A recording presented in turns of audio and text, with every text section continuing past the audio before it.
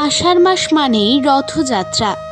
জগন্নাথের স্নানযাত্রার পর থেকে প্রস্তুতি শুরু হয় রথযাত্রার। প্রতি বছর আষাঢ় মাসের শুক্লপক্ষের সময় আয়োজিত হয় রথযাত্রা উৎসব। রথযাত্রার 11 দিন পর উল্টো রথের মাধ্যমে এই যাত্রা শেষ হয়। তবে জানেন কি, রথযাত্রার আগে কয়েক ঘন্টার জন্যে কেন বন্ধ হয়ে যায় পুরী শ্রী জগন্নাথ মন্দিরের দর্শন? সেই সময় এমন কি আচার সম্পন্ন হয় যা সাধারণ ভক্তের চোখের আড়ালেই থেকে যায়? চলুন আজ এই নিয়েই আলোচনা করব। তবে বলবো, ভিডিওটি ভালো লাগলে চ্যানেলটিকে সাবস্ক্রাইব করে পাশে থাকবেন, কমেন্টে লিখবেন জয় জগন্নাথ।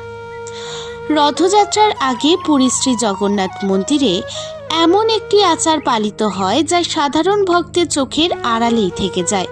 এই আচারটির নাম অঙ্গরাগ। অঙ্গরাগ শব্দের অর্থ শরীরে নতুন রং ও শ্রী ফিরিয়ে দেওয়া। আর এই শ্রী ফিরিয়ে দেওয়ার মাধ্যমে পুনরায় অলঙ্করণকে বোঝানো হয়। বহু শতাব্দী ধরে চলে আসা এই নীতি শ্রীমন্দিরের প্রাচীন সেবা পদ্ধতির অংশ।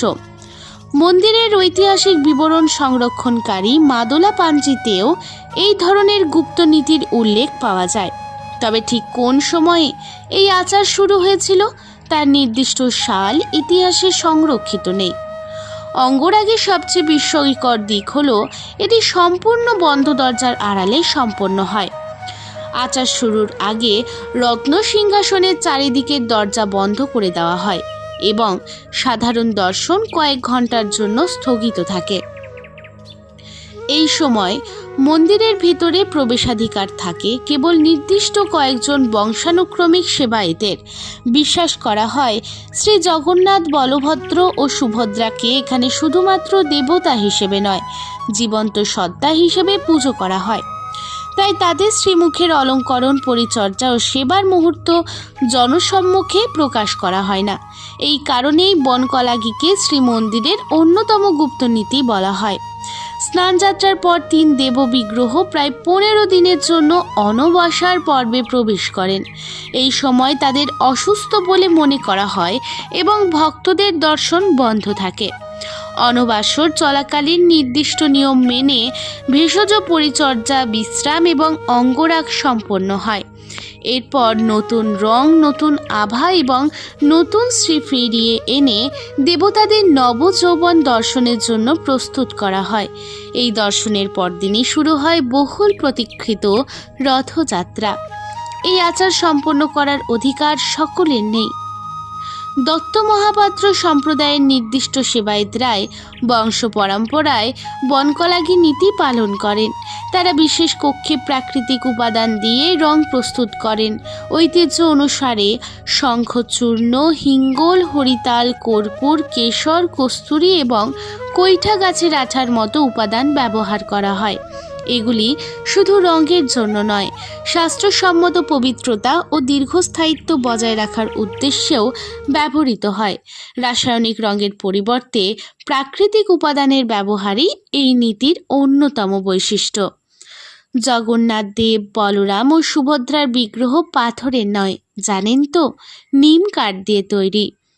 দারু বিগ্রহ হওয়ার সময়ের সঙ্গে আর্দ্রতা, ঋতুর পরিবর্তন, ধূপ প্রদীপের ধোঁয়া এবং প্রাকৃতিক ক্ষয়ের প্রভাব পড়ে। সেই কারণেই নির্দিষ্ট সময় অন্তর শ্রীমুখের পুনর্নবীকরণ অপরিহার্য বলে মনে করা হয়। অনেকের ধারণা বনকলাগি শুধুমাত্র অনবাসর পর্বেই হয়। বাস্তবে শ্রীমন্দিরে বছরের বিভিন্ন সময়েও নির্দিষ্ট তিথিতে কয়েক ঘন্টার জন্য দর্শন বন্ধ রেখে একই ধরনের বনকলাগি নীতি পালন করা হয়।